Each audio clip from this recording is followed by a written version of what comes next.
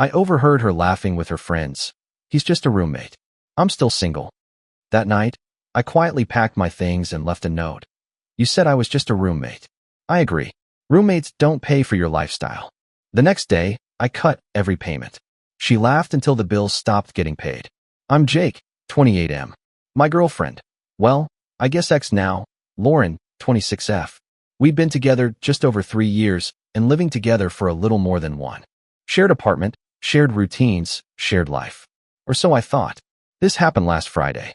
Lauren had a few of her friends over after work. I got home later than usual because I stayed to finish up a project, figured I'd keep my head down, grab a beer, and let them have their girls' night. I didn't announce myself. I kicked my shoes off quietly and went to the bedroom to change. That's when I heard it. They were in the living room, laughing loud, wine glasses clinking. One of her friends asked something about us, about me, and Lauren laughed in that sharp, mean way she only used with them. Not her cute laugh. The other one. She said, clear as day, he's basically just a roommate. I'm still single. More laughter. Someone joked about free rent. Someone else said, must be nice. Lauren didn't correct them. She leaned into it. He's good for now, she added. Pays the bills. Doesn't ask questions. I stood there, frozen, staring at the stupid laundry basket like it had personally betrayed me. My chest felt weirdly calm, like something shut off instead of exploding. No anger. No shock. Just this cold clarity settling in. For context, I pay the rent, utilities, groceries, her car insurance after she fell behind, streaming services, random Amazon orders that somehow always ended up charged to my card. She'd always joke that I was stable and she was figuring herself out. I thought that was teamwork. Apparently, it was a sponsorship. I didn't storm out.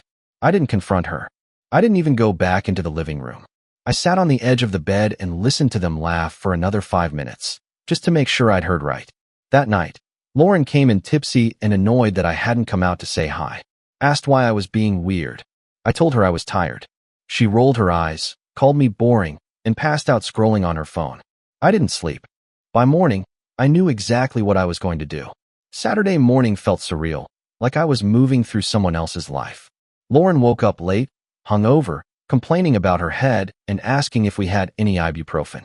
I handed it to her without a word. She smiled, kissed my cheek, and said, "You're the best." That almost made me laugh. Once she left for brunch with the same friend she'd been laughing with the night before, I got to work. I didn't rage pack. I didn't throw things into trash bags like in movies. I moved slowly, methodically. Clothes first. The stuff I actually wore, not the things she'd bought for me because she thought my style needed help. My old hoodies, work jeans, boots. Each folded like this was just another normal Saturday chore. Then my desk. Laptop, external hard drive, documents. I found receipts I'd kept out of habit. Rent confirmations, utility payments, the deposit I'd covered when we moved in because she didn't have it yet. Funny how that never came back. The apartment looked less like ours with every box. I realized most of the furniture was technically mine too, but I left it. I didn't want to take things she could argue about. I wanted clean lines. No debates. Around noon, I opened my banking apps. I removed her from my credit card as an authorized user. Canceled the streaming services I paid for. Scheduled the rent payment cancellation for the following month. Utilities too. Her car insurance? Gone. Phone bill I'd been helping with? Done. Each tap felt quiet. Final. I didn't drain accounts or do anything illegal. I just stopped pretending I was responsible for someone who told her friend she was single. I wrote the note last. I stared at the blank page longer than I expected. I didn't want to sound bitter, or dramatic, or like I was trying to win. So I kept it simple. I overheard you last night. You said I was just a roommate. I agree. Roommates don't pay for each other's lifestyles. I've moved out and canceled everything I was covering. You'll need to handle things from here. Take care. I left it on the kitchen counter, right where she dropped her keys every day. When I closed the door behind me, there was no big emotional moment. No tears. Just relief. Like I'd been holding my breath for months without realizing it. She didn't even know yet. That was the strangest part. I was halfway to my brother's place when my phone started buzzing. First call, ignored. Second call, ignored. Then texts started stacking up on my lock screen. Where are you? Why is the Wi-Fi not working? Did you seriously cancel Netflix? I pulled over at a gas station just to breathe for a second. Not because I was tempted to respond, but because I could feel the shift happening. The moment where confusion turns into panic. Where the joke stops being funny. I didn't reply. An hour later, my brother helped me carry boxes into his spare room. He didn't ask many questions. Just said, "You can stay as long as you need." Like it was the most normal thing in the world. That alone told me I'd done the right thing. By evening, Lauren finally read the note. I know because my phone lit up like it was possessed. Calls, voicemails, texts swinging wildly between tones. What the hell is this note? Are you being serious right now? This is so immature, Jake. You're really going to abandon me over a joke? That one almost got me. Almost. Then came the follow-up.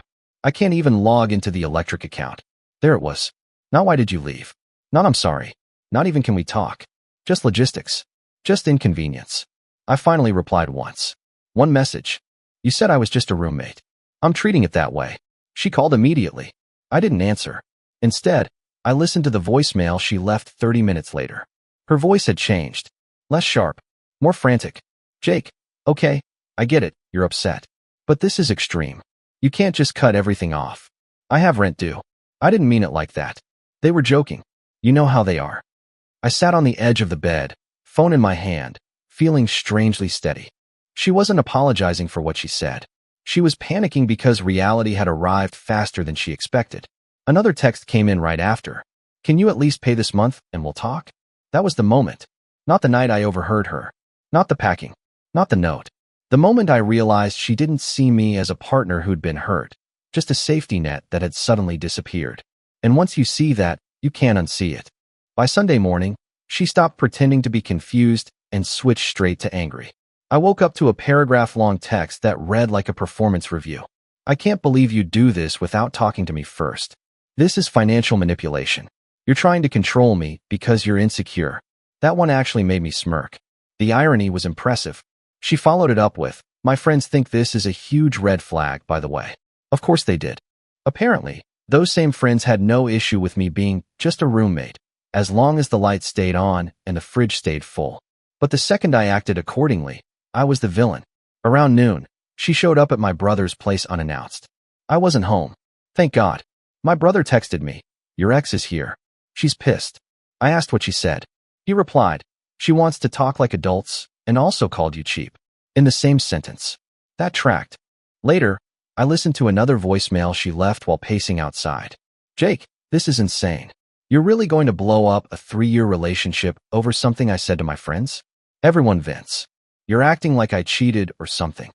You're not innocent either, you know. You like being needed. There it was. The rewrite. I liked paying her bills. I liked being minimized. I liked being invisible as long as I was useful. What she didn't realize was that the moment she said roommate, she'd already ended it. I just happened to hear the part she thought was private. By that evening, the tone changed again. Can you come back so we can talk face to face? This is embarrassing. Not heartbreaking. Not painful. Embarrassing. I imagined her explaining to the landlord why the rent wouldn't clear. Explaining to her friends why the roommate suddenly stopped funding brunches and Ubers and online shopping. That night, I blocked her number. Not out of spite. Out of necessity. Because I knew if I let the conversation continue, she'd try to negotiate. To guilt. To twist it into a misunderstanding where I'd somehow end up paying one more month, just to be fair. And I was done being fair to someone who never saw me as equal. Monday was the first day it really hit her. I know because she emailed me. Not texted. Not called from a friend's phone. An actual email, subject line and all, like we were coworkers instead of people who used to share a bed. Subject, we need to handle this responsibly. She wrote that the rent payment must have glitched. That the landlord had reached out. That utilities were showing past due notices. That she hadn't realized how much I was handling. And that this was all very overwhelming. Still no apology. She framed it like a group project where one person suddenly stopped pulling their weight without warning. No acknowledgement that she'd publicly demoted me to a convenience. I didn't respond. By Tuesday, mutual friends started reaching out. Mostly her side. People I'd been polite to but never close with. Hey man, Lauren's really stressed. She didn't mean it like that. You know how she jokes. Funny how everyone understood her words except me, the person they were about. One friend suggested I be the bigger person and at least cover half the rent until things settle. I asked if Lauren planned to start treating me like a boyfriend again in exchange. No reply. That afternoon, I found out she tried to reverse some of the canceled payments. She couldn't. Everything was in my name. Always had been. She just never noticed. Or never cared. The real turning point came that night when my brother showed me something on his phone. A screenshot someone had sent him. Lauren had posted on her private story. When men can't handle jokes and decide to financially punish you instead, upside down face. That was it. No sadness. No self-reflection. Just spin. I felt something in me fully shut off then. Like the last loose thread finally snapped. I didn't feel angry anymore. I felt embarrassed for her. Because anyone watching closely could see what was really happening. The laughter stopped when the money did. The roommate joke wasn't funny without the perks. And for the first time since this started, I slept through the night. By Wednesday, the reality she'd been laughing about finally arrived. She unblocked me. I know because a text came through anyway, slipping past whatever pride she had left. Please don't do this like this. No punctuation. No attitude. Just fear. I didn't answer. A few hours later, she tried again. I talked to the landlord. He says if rent isn't paid by Friday, there'll be late fees. I can't cover all of it right now. There it was. Not I hurt you. Not I was wrong. Just numbers and deadlines. I found out later from a mutual acquaintance that she'd spent the previous 2 days scrambling, calling her parents, asking friends if she could borrow a little, selling clothes online she'd bought with my card and never worn twice. The same friends who laughed on Friday night were suddenly very quiet. Turns out, still single doesn't come with utilities. That evening, she showed up at my brother's place again. This time she cried. He told me later she kept saying, I didn't think he'd actually leave. Like that was the shocking part. Not what she said. Not how she treated me. Just that actions had consequences. She asked if I'd come back, just until she got on her feet. Just until. That phrase used to work on me. Just until her next paycheck. Just until she figured things out. Just until things felt more balanced. Just forever. For the first time, I felt genuinely detached. Like I was hearing about someone else's problem. I told my brother to tell her no, and to stop coming by. That night, I deleted old photos off my phone. Not angrily. Carefully. Trips I paid for. Dinners I planned. Moments that felt real at the time, but now looked different with context. I realized something uncomfortable but freeing. She didn't lose me when I left. She lost me the moment she stopped respecting me. She just didn't expect to feel it so fast. And honestly, that wasn't my problem anymore. Friday came whether she was ready or not. I didn't hear about it directly from her. I heard about it through silence first. No more angry texts. No more guilt-tripping emails. Just nothing. That told me more than any message could. Then my brother got a text from a mutual friend. Hey, did Jake seriously move out for good? Apparently, Lauren hadn't told anyone the full story. She'd framed it as space and cooling off. A temporary disagreement. But once rent bounced and the landlord started calling, the truth had a way of leaking out. Late that afternoon, I finally checked my email again. There was one from Lauren. Short this time. I paid what I could. I don't know what I'm going to do. I read it twice and felt nothing. No urge to fix it. No pull to step back in. Just distance. That night, my brother and I grabbed beers on his balcony. The air was cool, city quiet in that end-of-week way. He asked me if I was okay. Really okay. I thought about it longer than I expected. I think I am, I said. And I meant it. Because for the first time in a long time, I wasn't bracing myself. I wasn't waiting for the next expense, the next favor, the next way I'd have to prove my worth by being useful. She messaged me again around midnight. I never thought you'd walk away like this. That one almost sounded honest. I typed a response. Deleted it. Typed another. Deleted that too. What I wanted to say was, I didn't walk away. You pushed me out when you decided I was a joke. But she wouldn't hear that. Not really. So I didn't reply. Somewhere between the second beer and the city lights flickering on, I realized something else. I didn't miss her. I missed the version of myself that thought being taken for granted was the same thing as being needed. Saturday morning, I woke up to a notification I didn't expect. Lauren had changed her tune online. No vague memes. No men or trash posts.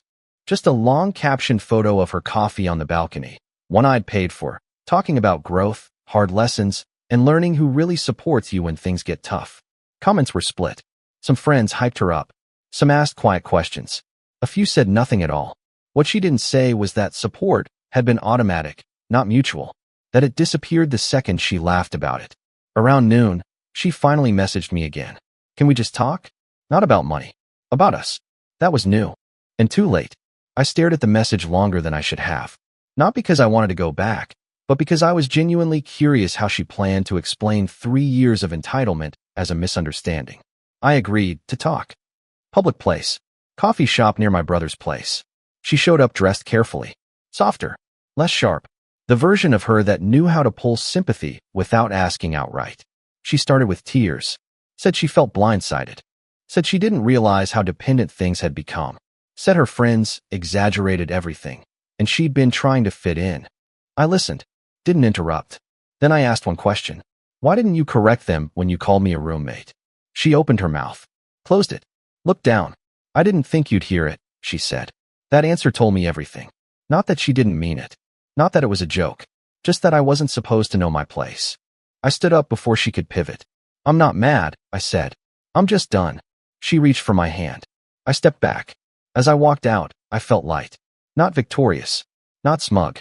Just finished. And for the first time since I met her, I knew I wasn't walking away from something good. I was walking back to myself. The fallout didn't end when I walked out of that coffee shop. It just went quieter. Over the next week, I heard about her in fragments. Mutual friends mentioning she'd picked up extra shifts. That she was suddenly rethinking priorities. That she was couch hopping a bit because the apartment felt too expensive now. Funny how it had only started feeling that way after I left. She tried one last angle. An email, late Sunday night. I get it now. I really do. I was careless with your feelings. I took you for granted.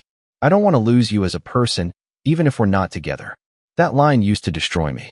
The idea of being kept in someone's life, just in a smaller, more convenient role. This time, it didn't.